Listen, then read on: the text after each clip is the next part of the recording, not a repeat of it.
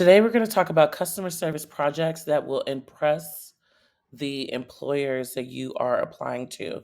So, a resume is good to have, references are good to have, a cover letter is good to have, but if you are a entry level applicant, you need to showcase that you have some type of experience. So how do you show experience without actually working the jobs or having previous job experience? You build projects. And through those projects, you could take note of the different things that you're learning so that way when you are interviewing with employers, you can speak to the projects that you worked on.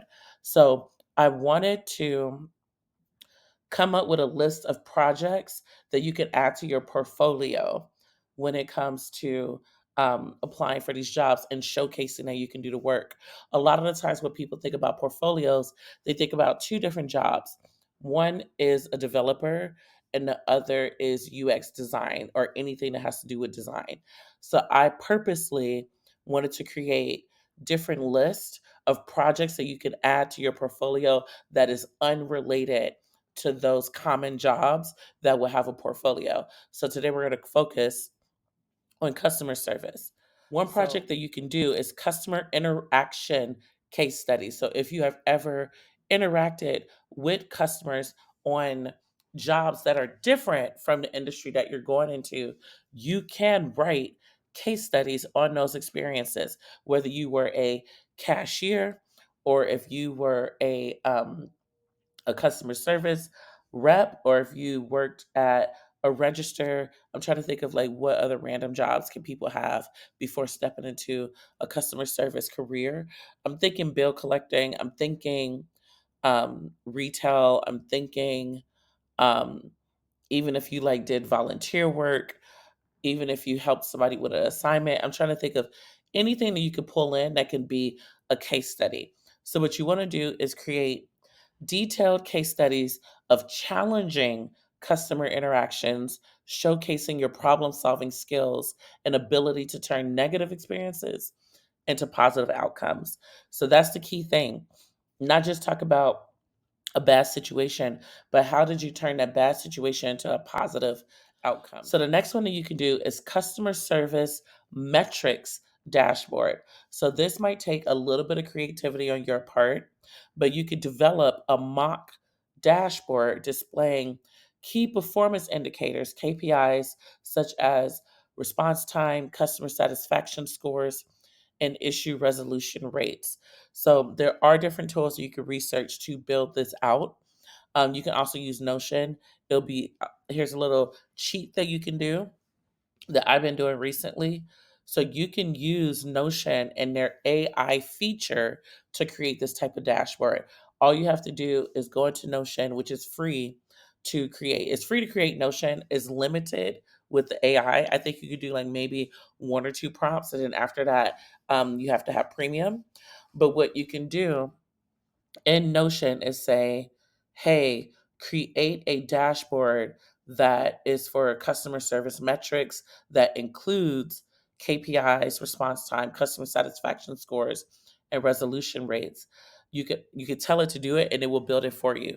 But just take note that you will have to speak to this dashboard if someone was to ask you about it. So you got to make sure that you understand what you're doing. Another project that you can do under customer service is multi-channel communication samples. So you can demonstrate your versatility by providing examples of customer interactions across various channels, whether it's phone, email, chat, or social media.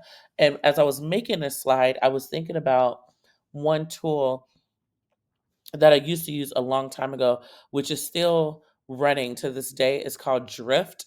They were purchased by another company. I can't think of the company off the top of my head, but if you type in DRIFT chat bot into Google search, you'll be able to find it. And it helps you build out these different chat bots that you can use on your website. And you can use it with many different types of websites. But you can showcase those samples like I built a chat bot using this. Or what you could even do is use Facebook, create a Facebook business page, and it doesn't even have to be a business. It could be um you as a creator, or you as a contractor, you as an author, you as a writer, you can put yourself as a Facebook page, and then within that Facebook page, you can do um, customer service interactions off of that Facebook page too. So there's many different ways that you could do this. Customer feedback analysis report. So create a report analyzing customer feedback data, identifying trends, and proposing actionable improvements to service quality. So something that I would do is, if I'm applying for one job, let's say it is, I'm trying to think of a tool that gets a lot of interaction that people will talk about a lot. Um, for some reason, Slack came to mind, but let's say that is Slack. What I would do is I would find something that's public, like I'm applying for Slack. Let's say that's the job that I want to go for. What I would do is I would probably do Group Me, go to Group Me and say, okay, I want to find public customer feedback on Group Me. I will either go to Twitter, I would go to Reddit, I would go to somewhere where I know I can find a whole bunch of customer feedback.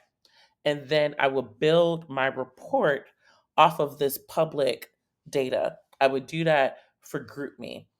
So that way, by the time I apply for Slack, they can see that I understood the industry. I looked at different pieces of feedback off of this platform, and I created an analysis report off of this public feedback. So I would do that and put that as my project inside my portfolio. So it doesn't always have to be your experience. It could be something that you can go out and seek and then pull that information in.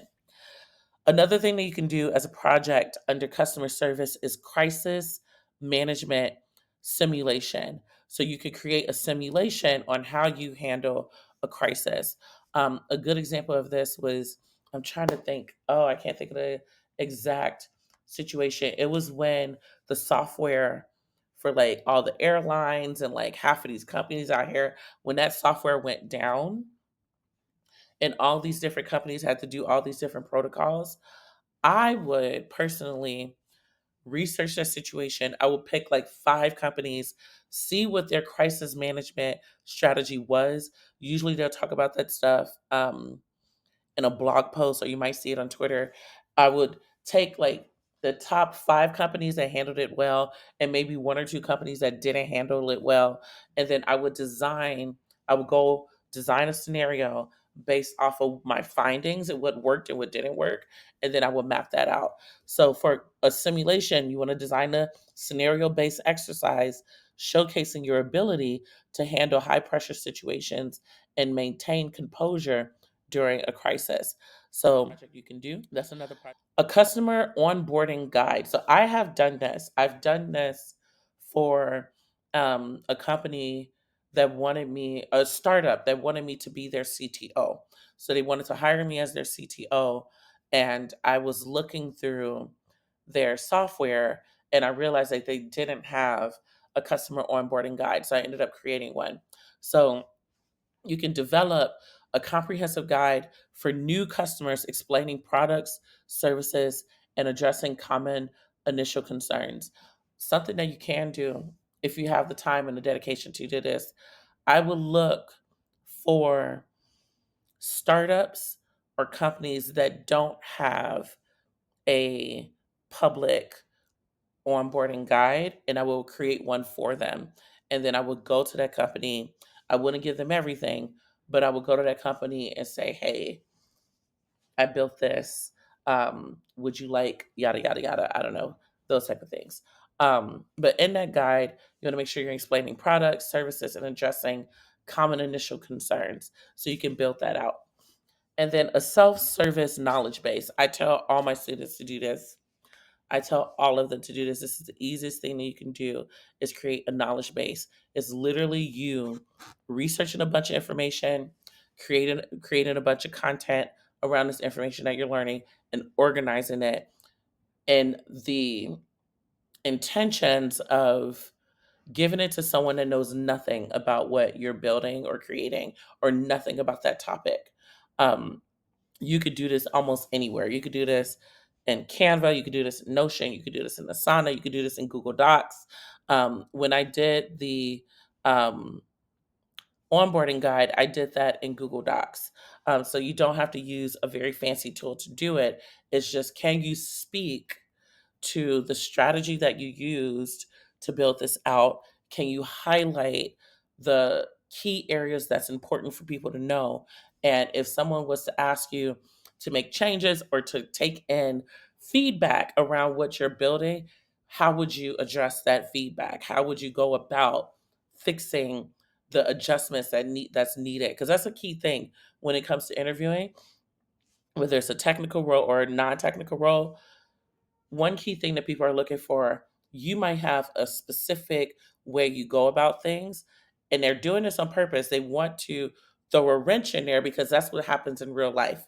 You could be going about something, being very strategic, following very strict steps, and then something out of nowhere will go in and mess all of that up. What is your emotional response and your thought process and your plan of action when chaos is thrown into the mix? So you want to be prepared for that when you're doing interviews. You want to be prepared for that when somebody gives you feedback on something. You don't want to take offense. They're just testing out how you would handle a situation. So creating a sample knowledge base or FAQ section that customers can use to find answers to common questions independently. So this is another piece, like, is it user friendly, or are they going to be lost in the sauce trying to find the information that they need? You could also do as a project a customer loyalty program proposal. So you could create a proposal for a customer loyalty program. You could even say, if you had your own business selling perfumes, you can do, okay, what does a customer loyalty program look like? What are all the pieces that I need to consider in that proposal? And that could be your project. So you could design a loyalty program aimed at improving customer retention and satisfaction. So you can go all out with it. You could go all out with, like, referral codes and influencers and all kinds of extra stuff. It's up to you how you want to do it, but it's a good, quick project that you can do to add to your portfolio. And finally, oh wait, no, not finally. I have more. I have way more. Oh no, I have one more after this. So you can also do a video tutorial series. This is my thing. I would do, like, my whole YouTube is probably my portfolio. I have a ton. I have literally 280 videos on my YouTube channel as we speak. So you can, if you're very, if you're very, if you are very, I am blanking out on this word. Passionate. There we go. That took forever. If you're very passionate about a particular topic or a particular concept or methodology, you could do a series on how you would interact with that tool, platform, methodology. You could create a series. So you should make them short. You should make them engaging. Right now, for this, I'm using Canva. This is what I'm using to do this video. A lot of the times, I'm always, like, on the phone, but you can make them more engaging. You can do slides. Like for this video, I put up slides. I use Canva Studio, and I'm recording literally a mini video for each slide. So that way, when I share this, I could either upload it as a whole, or I could do it in bits and pieces. So you want to produce engaging tutorials explaining how to use products or services, demonstrating your ability to communicate complex information clearly. That is really, really key. Something that you don't want to do, that I have to be careful with all the time, is if you are doing the method that I'm doing, which is creating slides and then recording off of those slides, what you don't want to do is record yourself just reading slides. I think that that is something that I have to be aware of. You want to make sure that you are able to speak to the things that you are talking about, give good examples, break things down if you need to break them down. Those are the things that's going to get people's attention and showcase your communication skills.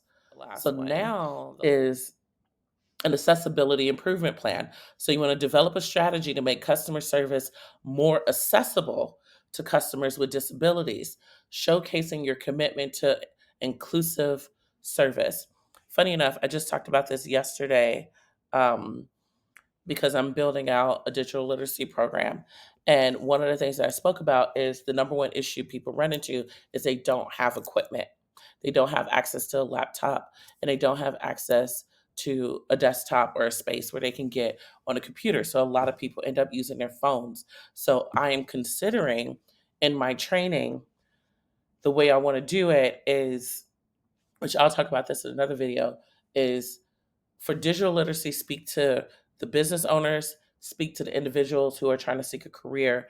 And as we're executing and demonstrating the different skills, also figure out a way to do it mobile. Find a way to have people who are only on their phones. How can I get them included when it comes to digital literacy? And luckily, a lot of these softwares have apps. So it should be a quick thing to do. The setup is usually the issue, but that should be a plan. Thinking about people who are not normally at the table and are excluded from different experiences when it comes to services and products. So, create an accessibility improvement plan. It would be really good if you could find a company that doesn't have great accessibility. That would be really great. You might have to do some research, but if you find a company that doesn't have good accessibility when it comes to their products or service, create that plan for them. And I would come to them as a contractor and say, "Hey, hire me to execute this plan." Um, so that would be a really good project to add. So you want to keep in mind that the things that you want to highlight is problem solving. Employers are looking at how you solve problems because they are literally hiring you to deal with a problem. They are hiring you to deal with a problem, especially with customer service.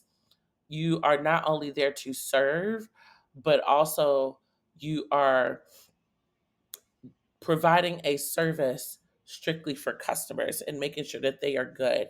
And most of the time, they're going to come to you with a problem, and you have to be really quick on your feet, and you have to be really empathetic, and you have to really um, figure out how to take action right away when it comes to problem solving and coming up with a plan for that.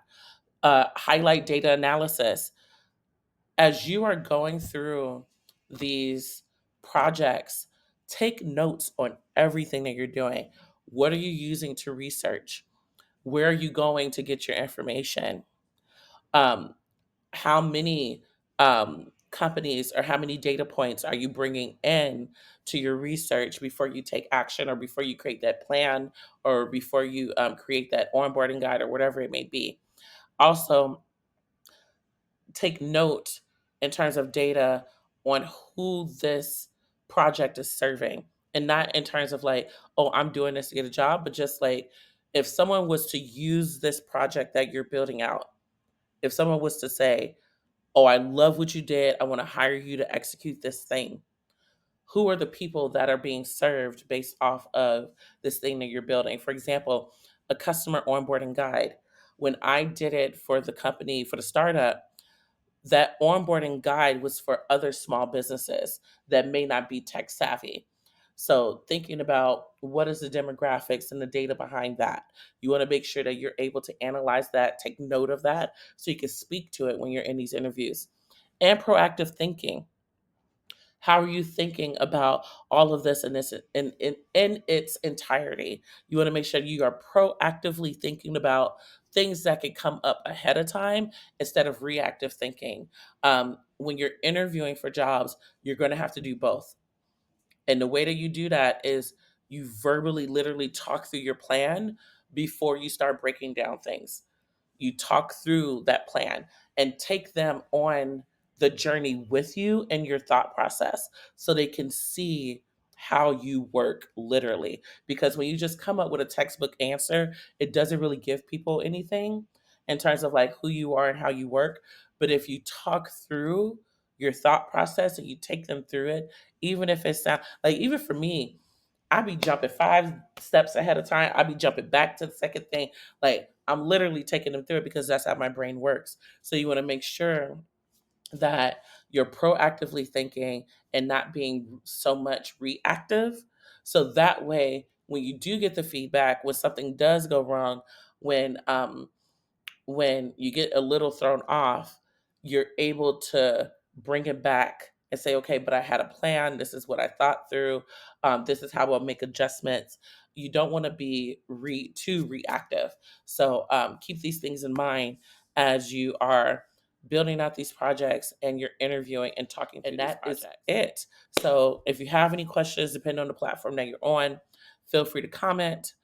Feel free to go to geekempower.com. Feel free to email me, and I'll see you all next time.